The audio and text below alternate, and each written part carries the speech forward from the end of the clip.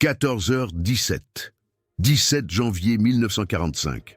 Le caporal-chef Karl Engelmann était allongé à plat ventre sur le béton gelé des rives de la Vistule.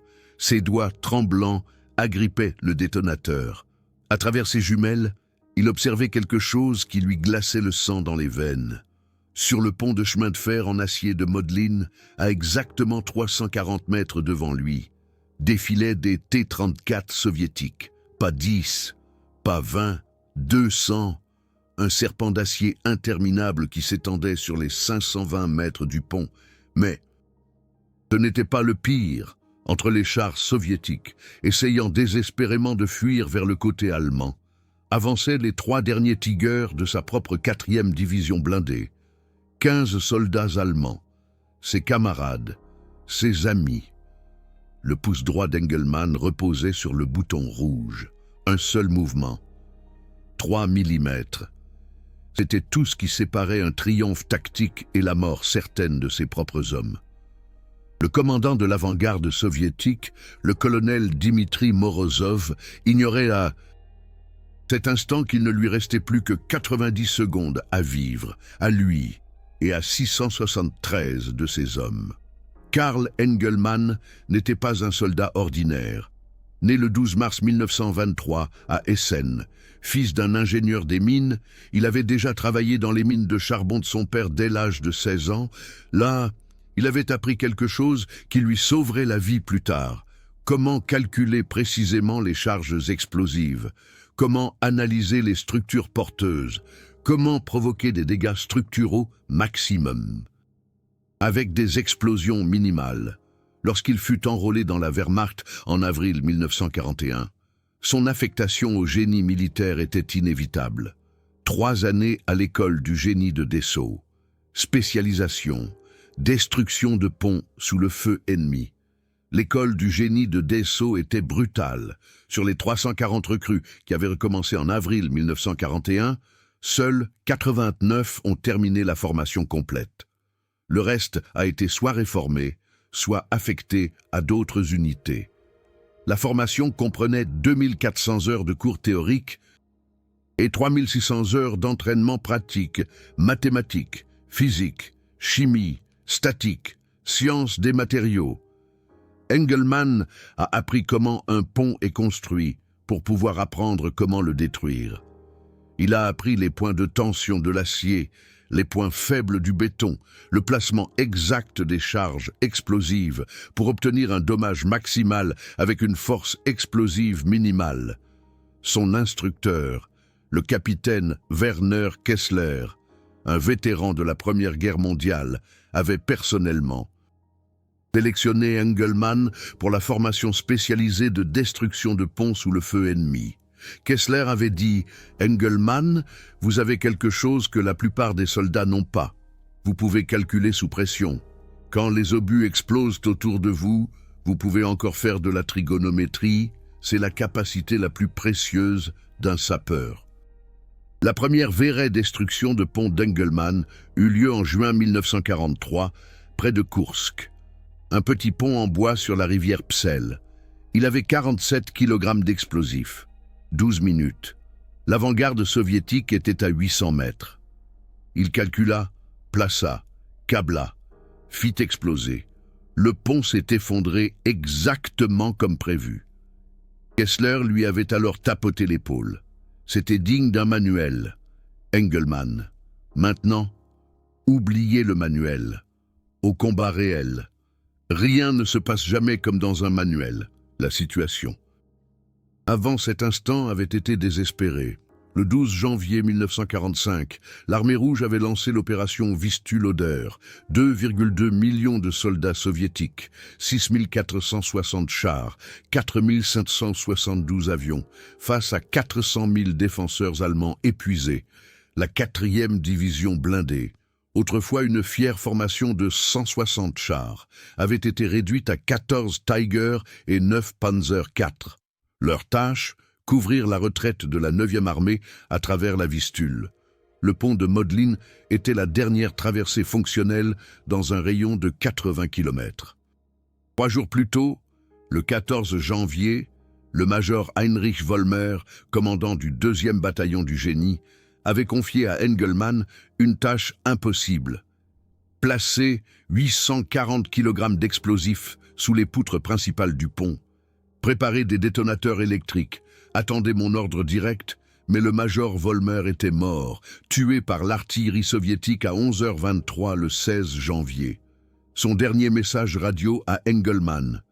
Attendez que la dernière unité allemande ait traversé le pont. Ensuite, faites-le. Sautez immédiatement. Ne laissez pas aux Russes un seul mètre de sol allemand de ce côté de la Vistule. Engelmann avait mis 36 heures pour installer les charges explosives. Seul. Toute son équipe du génie était soit morte, soit blessée. Il travaillait de nuit, suspendu sous le pont, par moins 18 degrés Celsius, tandis que les patrouilles soviétiques contrôlaient la rive est à seulement 200 mètres. 8 charges principales, 14 charges secondaires, toutes connectées avec des doubles. Détonateurs électriques, une ligne principale, une ligne de secours, la rigueur allemande, même face à l'anéantissement. Les 36 heures avaient été l'enfer. Engelmann a commencé le 15 janvier à 02h30 du matin, dans l'obscurité complète. Il portait 105 kg d'équipement sur son dos, explosifs, détonateurs, outils, câbles. Il a grimpé sous le pont, suspendu à des cordes de sécurité qu'il avait lui-même installées. La température était de moins 18 degrés. Ses doigts étaient engourdis après 20 minutes.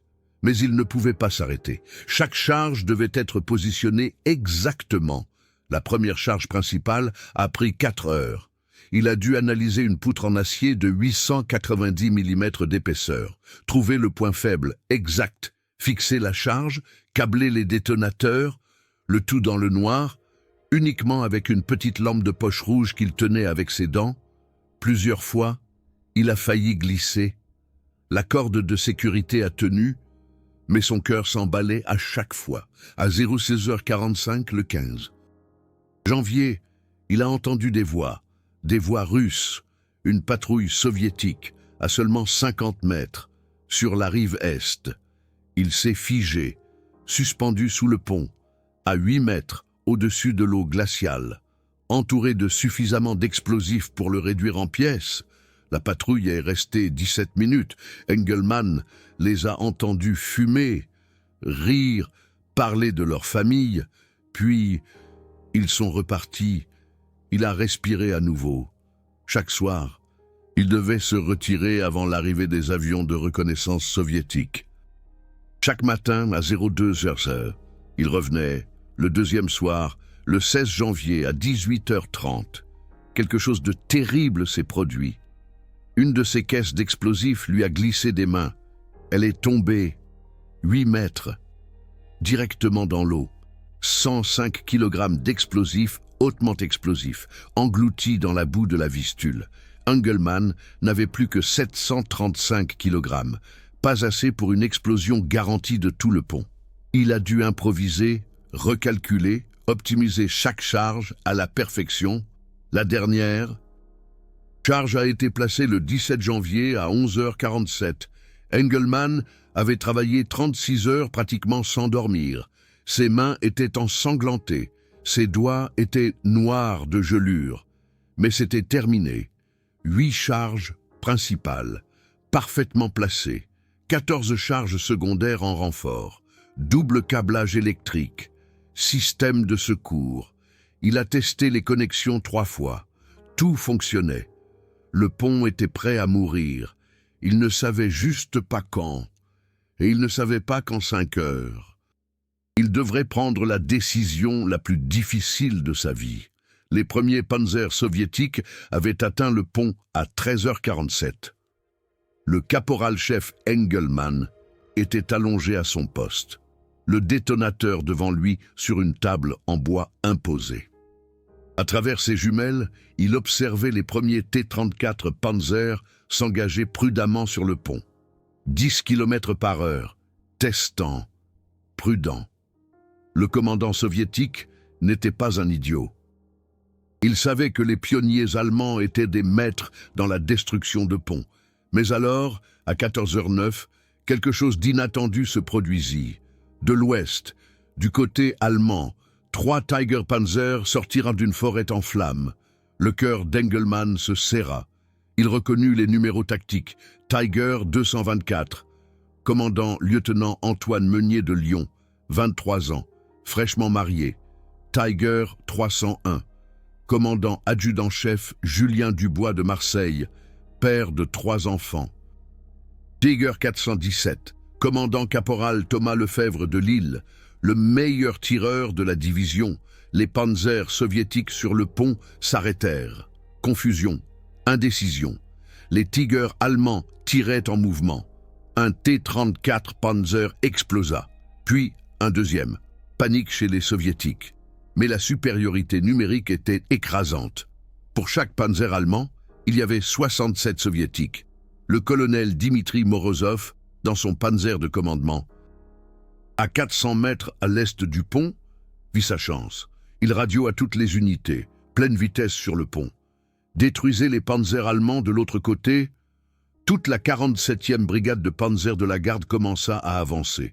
200 T-34 Panzer, chacun pesant 26,5 tonnes.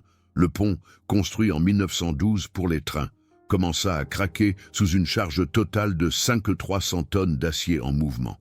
Engelmann saisit le poste radio, fréquence des Tiger Panzer. Sa voix tremblait. Tiger 224. Ici, pionnier Engelmann. Pont préparé pour la destruction. Retrait immédiat, nécessaire. La réponse vint du lieutenant Meunier. Sa voix était calme, presque détachée. Engelmann. Notre transmission est endommagée. Nous roulons au maximum à 8 km par heure. Encore 4 minutes jusqu'au pont. Tenez bon. 4 minutes. Engelmann regarda sa montre. 14h11. Il regarda à travers les jumelles. Les panzers soviétiques avançaient maintenant plus vite. 20 km par heure, 30 km par heure. Le pont oscillait visiblement. Déjà 80 panzers étaient sur le pont. 120, 150. Les poutres d'acier commencèrent à se tordre. Le génie allemand de 1912 luttait contre l'acier soviétique de 1945.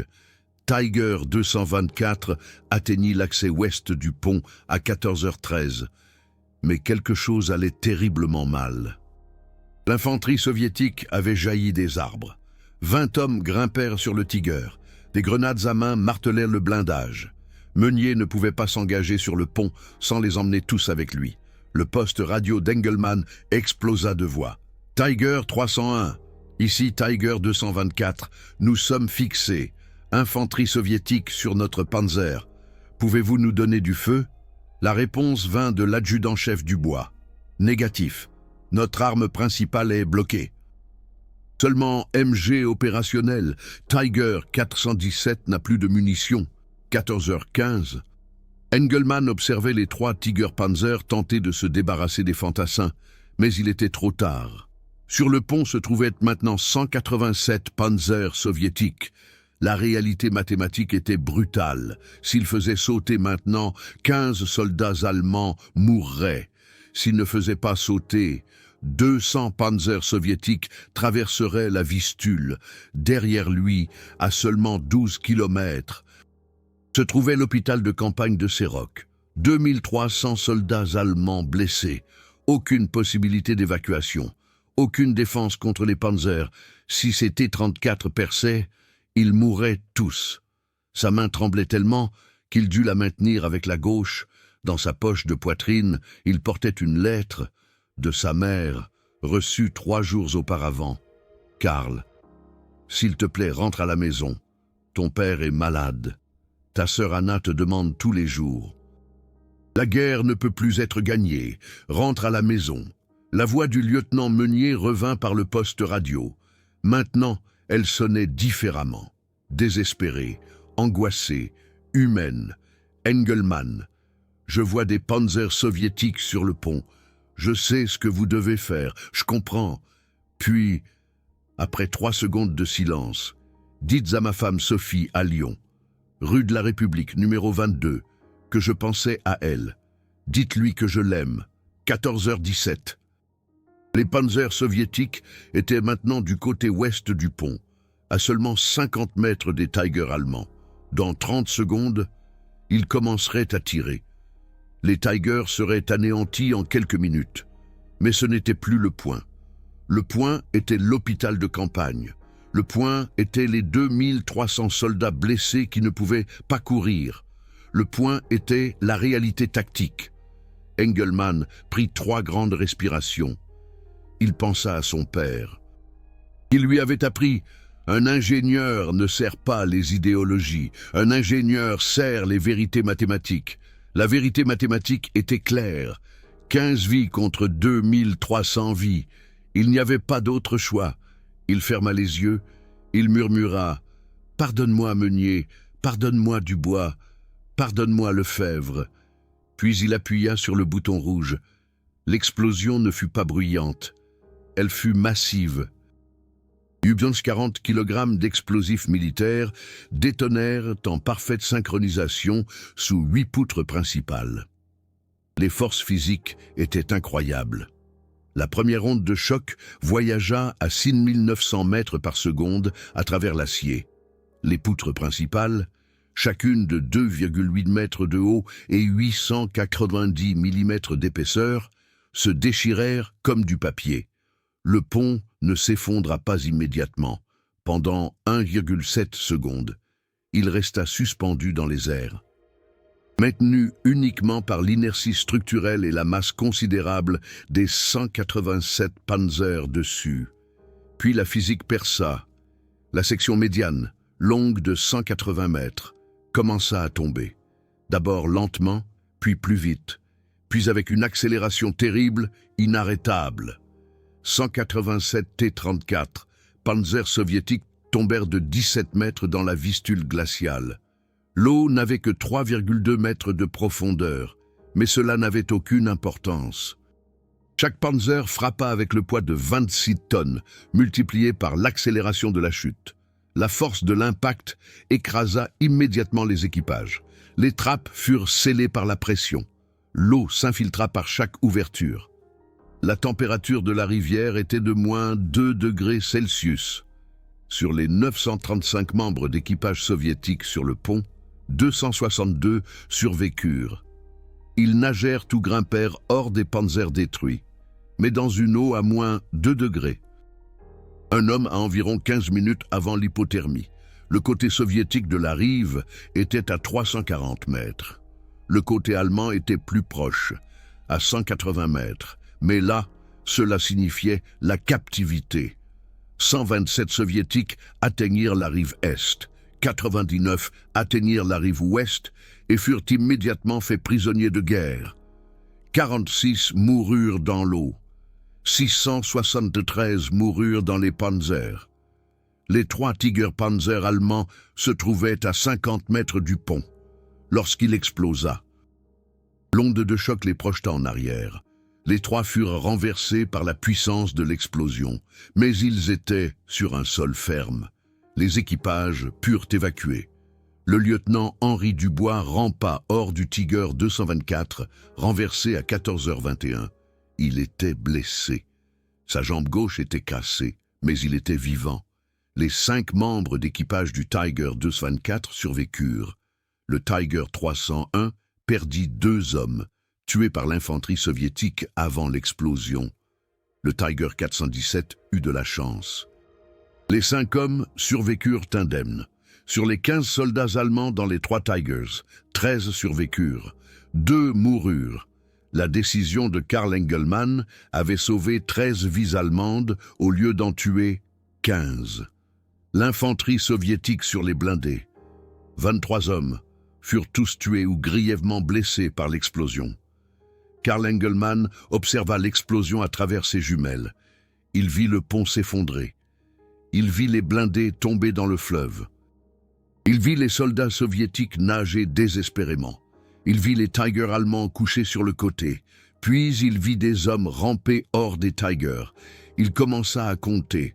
1, 2, 3, 4. Arrivé à 13. Il arrêta de compter et commença à pleurer. Le colonel Dimitri Morozov observa la catastrophe depuis son poste de commandement. Il venait de perdre 70% de sa brigade en 90 secondes. Son inscription dans le journal de guerre de ce soir-là fut retrouvée en 1993 dans les archives militaires russes. Elle se lit comme une histoire d'horreur. 14h17. Le pont explosa. J'ai observé ma brigade entière tomber dans le fleuve. 187 T-34, 935 hommes. La plupart se sont noyés dans leurs propres blindés. L'eau est devenue rouge de sang. Les cris ont cessé après 20 minutes. J'ai compris à cet instant que nous combattions des hommes qui étaient prêts à tout sacrifier, même leurs propres camarades. Les survivants portèrent des cicatrices qui ne guérirent jamais. Le sergent Pierre Ivanov, commandant du T-34 numéro 457, fut l'un des rares à s'échapper. Son blindé était à seulement 12 mètres du bord du pont lorsqu'il explosa. L'onde de choc projeta son blindé de 26 tonnes 4 mètres sur le côté. Il survécut, parce que son blindé atterrit sur du béton solide, et non dans l'eau. Dans une interview en 1991, il dit « J'entends encore les cris. Mon meilleur ami, le lieutenant Nicolas Sokolov, était dans le blindé juste derrière moi. J'ai vu son T-34 tomber dans l'eau. La trappe s'ouvrit, j'ai vu sa main. Il essayait de sortir, puis il disparut. L'eau se referma sur lui. Il avait 19 ans. Marié depuis 6 semaines. Sa femme, Sophie, l'attendait à Moscou. J'ai dû lui dire après la guerre que je l'avais vu mourir et que je n'avais rien pu faire. L'adjudant Alexis Kuznetsov était mitrailleur dans le blindé 523. Il survécut parce que la trappe de son blindé s'ouvrit à l'impact. Il nagea jusqu'à la rive ouest et fut immédiatement fait prisonnier de guerre par les Allemands. Dans une interview en 1987, il raconta « Les soldats allemands qui m'ont capturé étaient eux-mêmes en état de choc. Ils ne pouvaient pas croire ce qu'ils avaient vu. Un infirmier allemand. Je ne me souviens plus de son nom. Me donna une couverture et du thé chaud. Il dit dans un russe hésitant « Nous sommes tous des soldats. Nous ne faisons qu'obéir aux ordres. La guerre est un enfer pour les deux camps. J'ai passé 8 mois en captivité allemande. Les Allemands nous ont mieux traités que ce à quoi je me serais attendu de mes propres commissaires si j'étais revenu. Les conséquences psychologiques furent dévastatrices. Sur les 262 soldats soviétiques qui survécurent physiquement à la démolition, au moins 187 développèrent ce que les médecins militaires soviétiques diagnostiquèrent comme une névrose de guerre. Beaucoup refusèrent à jamais de retraverser un pont. Le sergent Michel Volkov, un survivant du blindé 618, dut être réformé de l'armée rouge en 1946 pour raison médicale, parce qu'il avait des crises de panique. Chaque fois qu'il voyait un pont, son rapport médical décrit « Le patient présente des réactions d'angoisse extrêmes à la vue de ponts de toute nature. Le rythme cardiaque augmente à 160 battements par minute, tremblements incontrôlables, sueur froide, flashback de la démolition de Modlin. Le patient est inapte au service militaire. L'impact tactique de la démolition fut énorme. » La 47e brigade de chars de la garde, l'une des unités soviétiques les plus élites, cessa d'exister en tant que formation apte au combat. La 2e armée de chars de la garde soviétique dut retarder l'ensemble de son opération de 72 heures afin de trouver une traversée alternative. Le pont fonctionnel le plus proche était à 80 km au sud, près de Warka. Ce retard de 72 heures permit à la 9e armée allemande d'évacuer 41 000 soldats à travers la Vistule. L'hôpital de campagne de Serok fut entièrement évacué. Les 2300 soldats blessés furent transportés vers l'ouest. 1847 d'entre eux survécurent à la guerre et rentrèrent chez eux. Les 2300 soldats blessés à Serok n'avaient aucune idée à quel point ils avaient échappé de peu à l'anéantissement. Le soldat de 2e classe, Claude Laurent, 19 ans, amputé des 2 jambes après une explosion de mine près de Varsovie, était alité au lit 47 lorsque l'évacuation commença.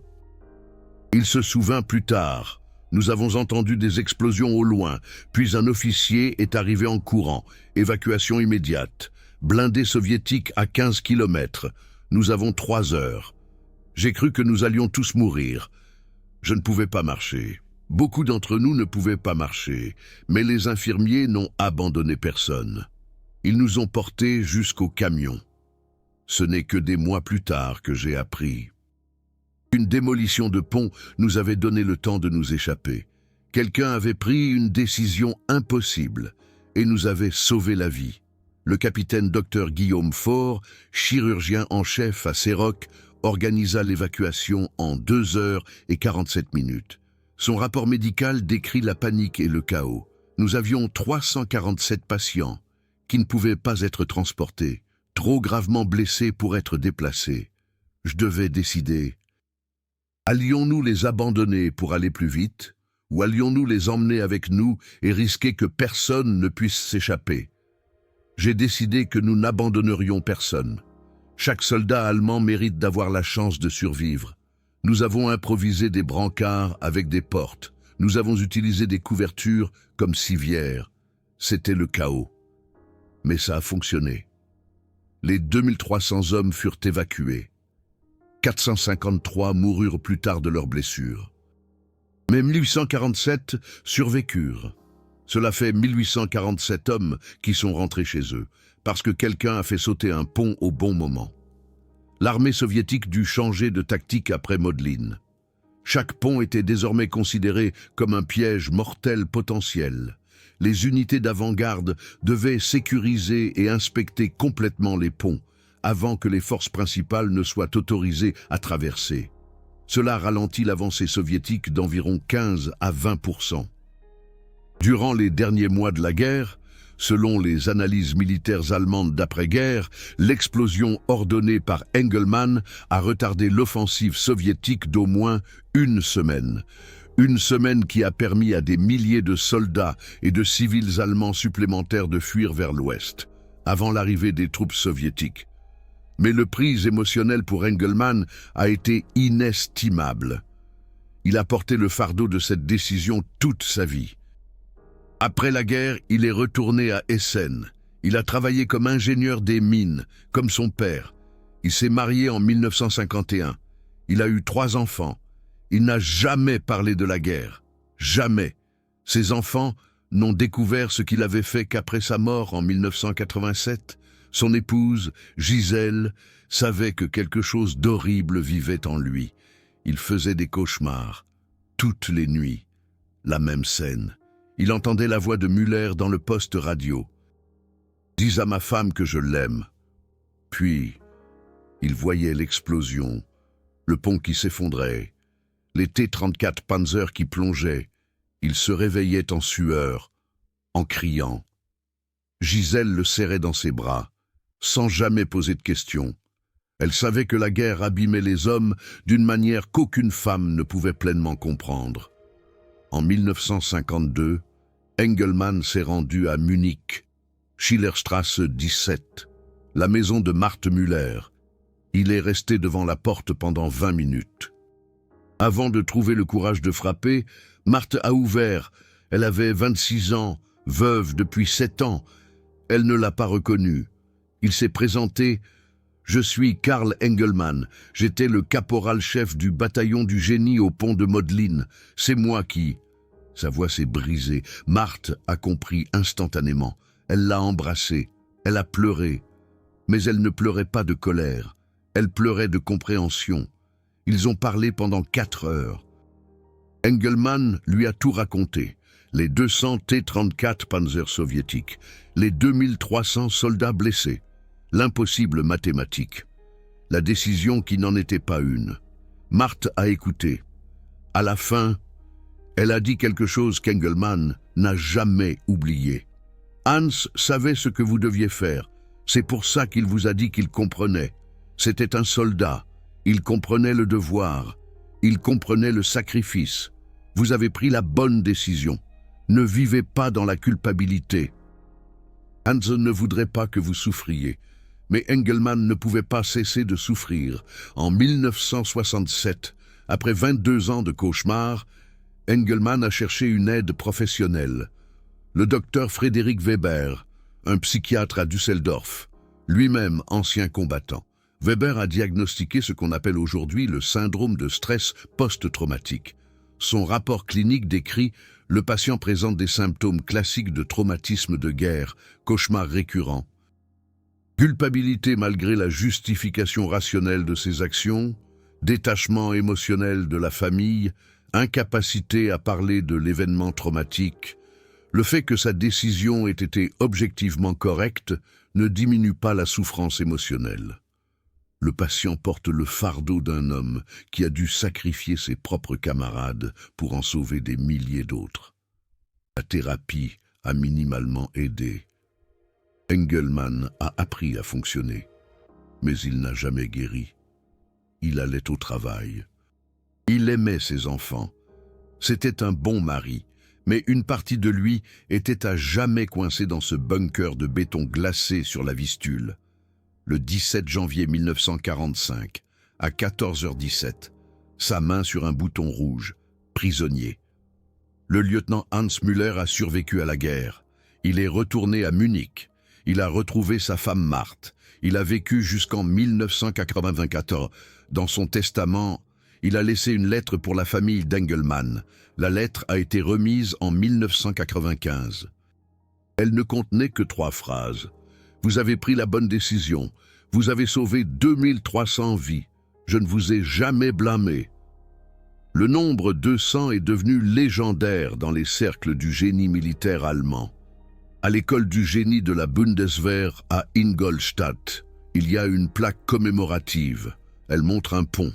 En dessous, il est écrit « Caporal-chef Karl Engelmann, 2e bataillon du génie, 17 janvier 1945. La décision impossible. 200 T-34 Panzer ennemis. 13 camarades sauvés. 2300 blessés évacués. Le devoir avant l'émotion. Les vétérans soviétiques ont parlé avec un immense respect d'Engelmann, bien que la plupart n'aient jamais connu son nom. Un survivant soviétique, le sergent Yuri Volkov, a été interviewé en 1989. Il était l'un des 127 qui ont atteint la rive Est. Ces mots sont remarquables. Celui qui a fait sauter ce pont a attendu que le maximum de dégâts soit possible. Militairement, c'était brillant. Humainement, c'était terrible. J'ai perdu mes meilleurs amis dans cette rivière, mais je comprends pourquoi il l'a fait. La guerre force les hommes à prendre des décisions impossibles. La brillance technique de l'explosion a été analysée plus tard. Engelmann avait placé les charges avec une précision exacte. Chaque charge principale était à exactement 7 mètres du point de charge central de la poutre principale. Cela a maximisé les dommages structurels tout en minimisant les explosifs. Avec 840 kg, il a réalisé ce qui aurait normalement nécessité 1500 kg. La formation d'ingénieurs allemands à la perfection. L'effet psychologique sur les troupes soviétiques a été profond. Après Modlin, les équipages de T-34 Panzer soviétiques avaient une véritable peur des ponts. Beaucoup ont refusé de traverser les ponts avant que le génie militaire ne les ait inspectés. Cela a créé d'énormes problèmes logistiques pour l'armée rouge dans les derniers mois de la guerre. Un rapport déclassifié du KGB de 1956 discute du désastre du pont de Modlin. Le rapport conclut que l'explosion a eu un impact psychologique durable sur les équipages de T-34 Panzer soviétiques. De nombreux anciens combattants ont développé ce que les psychologues modernes appelleraient le SSPT, spécifiquement déclenché par la traversée de ponts. Pour la Wehrmacht allemande, Engelmann est devenu un symbole de ce qu'un seul homme peut accomplir avec du courage, de la formation et la volonté de prendre la décision la plus difficile. Son histoire a été transmise en silence parmi les hommes du génie militaire. Aucune reconnaissance officielle, aucune médaille, seulement du respect. La dimension morale de la décision d'Engelmann est encore débattue aujourd'hui. Avait-il le droit de sacrifier 15 de ses propres soldats pour en sauver 2300 autres? Les éthiciens militaires sont divisés. Certains soutiennent qu'un commandant ne devrait jamais tuer délibérément ses propres troupes. D'autres soutiennent que le bilan global était clair, 15 contre 2300, plus l'avantage tactique. Engelmann lui-même n'a donné qu'une seule interview, en 1983, à un journaliste local d'Essen. Il a dit « Je pense à Müller et aux autres tous les jours. J'entends sa voix dans le poste radio. Dis à ma femme que je l'aime. J'ai rendu visite à Marthe en 1952. Je lui ai dit ce qui s'était passé. Elle m'a embrassé. Elle a dit que Hans aurait compris la décision. Mais je ne serai jamais en paix avec ça. Certaines décisions sont justes et terribles en même temps. La formation militaire moderne utilise l'incident du pont de Modlin comme étude de cas. Dans les académies militaires, de West Point à Sandhurst. On demande aux jeunes officiers « Qu'auriez-vous fait ?» Il n'y a pas de bonne réponse. Il n'existe qu'une seule vérité. C'est que la guerre force les hommes à prendre des décisions impossibles. Les vestiges physiques du pont existent encore aujourd'hui. Dans la Vistule, près de Modlin en Pologne, reposent encore les carcasses de 187 T-34 Panzer. Des plongeurs les ont photographiées. Elles gisent en rang parfait, exactement comme elles sont tombées. Conservées par l'eau froide et le fond limoneux du fleuve, un mémorial subaquatique pour 673 soldats soviétiques, morts en quelques secondes. Que pouvons-nous apprendre de l'histoire de Karl Engelmann? Peut-être ceci, que la vraie bravoure ne signifie pas toujours attaquer héroïquement. Parfois, la bravoure, c'est avoir le courage de prendre la décision la plus terrible, la décision qui sauve des vies au prix d'autres vies, la décision qui vous hantera à jamais, mais qui était pourtant la seule juste. Engelmann est décédé le 12 juin 1987 à Essen. Crise cardiaque. Il avait 64 ans. Sur sa pierre tombale, il est simplement écrit « Karl Engelmann, 1923-1987, pionnier ». Mais ceux qui connaissent son histoire voient plus. Ils voient un homme qui a dû prendre la décision la plus dure de la guerre et qui a vécu avec ça le reste de sa vie. Ce ne sont pas que des statistiques tirées d'archives poussiéreuses. Ce sont les moments qui ont décidé du sort de milliers de personnes, de vrais soldats, de vraies décisions impossibles, de vraies conséquences. Ces histoires ne doivent jamais être oubliées. Si ces vérités historiques sont importantes pour vous, alors soutenez-moi avec le cœur doré en bas, le Super Thanks de YouTube. Chaque Super Thanks me permet de passer des semaines dans les archives polonaises et russes, à parler aux derniers vétérans, à préserver ces moments oubliés avant qu'ils ne soient perdus à jamais.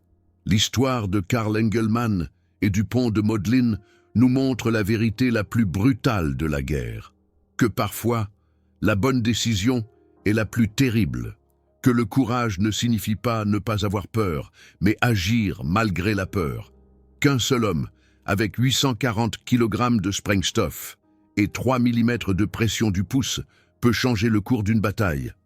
200 panzers soviétiques, 15 soldats allemands, 2300 blessés qui devaient être évacués, une décision impossible, une vérité mathématique, une vie marquée par la culpabilité et le devoir. C'est l'histoire que les historiens militaires racontent rarement, mais que les soldats n'oublient jamais. Qu'est-ce qui vous a le plus impressionné dans cette histoire?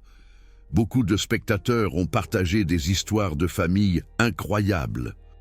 Des grands-pères qui ont dû prendre des décisions impossibles similaires, des lettres trouvées dans des greniers qui parlent de dilemmes moraux, des journaux de guerre qui montrent que le courage prend de nombreuses formes. Partagez vos histoires de famille ci-dessous. Chaque commentaire est un morceau d'histoire que nous préservons ensemble. Chaque histoire honore les hommes qui ont été confrontés à des décisions impossibles et qui ont pourtant trouvé leur courage.